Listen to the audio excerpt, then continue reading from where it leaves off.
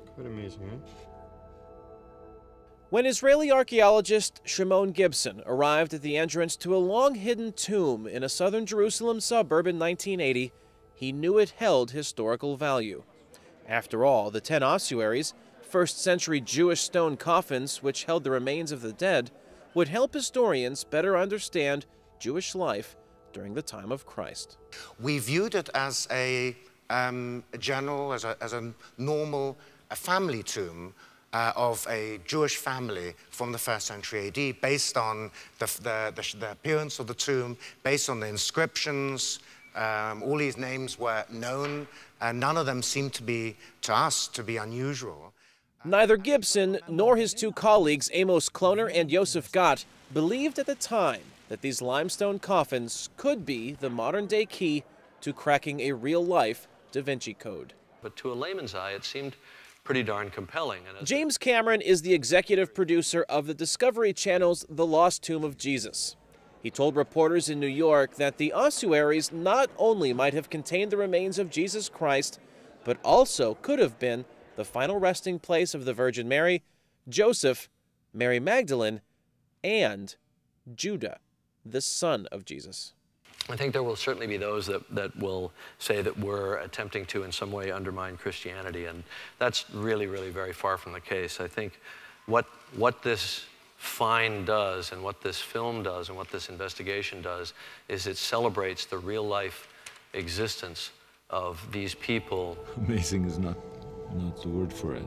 The film's director, Simcha Jacobovici, researched the ossuaries for more than 2 years. At the center of his studies are the inscriptions written on the outside of 6 of them. Yud Vav Shin Ein. The manner in which 2 of the names are written led the filmmakers to believe they can be uniquely attributed to Mary Magdalene and Joseph. Another ossuary, which perhaps is the most controversial implication, contains the inscription, Judah, son of Jesus.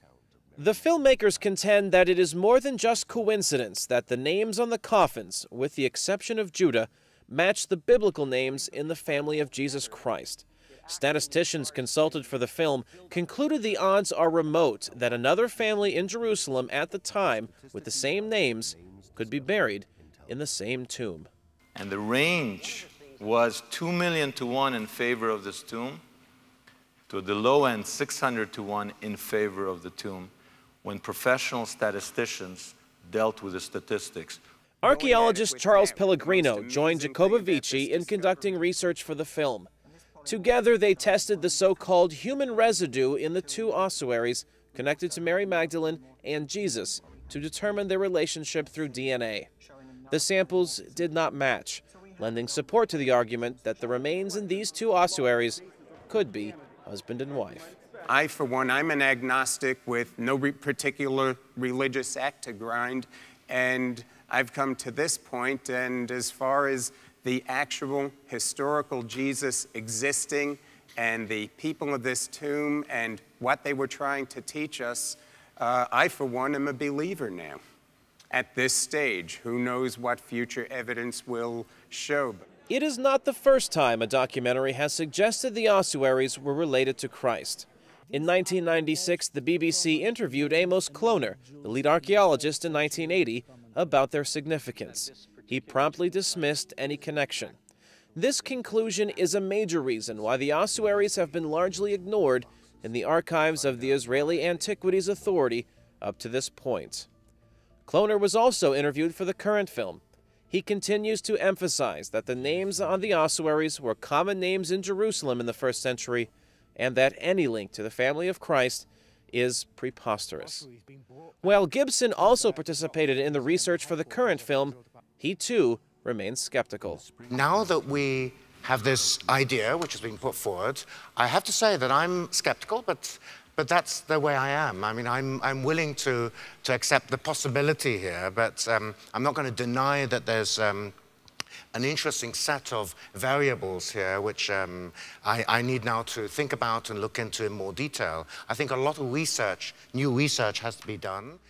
The filmmakers state that these findings are only the beginning of the debate about whether or not the tomb, still largely intact below a garden in a Jerusalem housing complex, belongs to the family of Jesus Christ. They hope future advances in DNA technology will help them explore deeper questions of whether or not Jesus Christ was also a husband and a father. These once contained the bones of Jesus and Mary Magdalene. It could very well call into question a lot of Christianity. There are, as you might expect, a lot of critics. Kane Fairbaugh, VOA News, New York.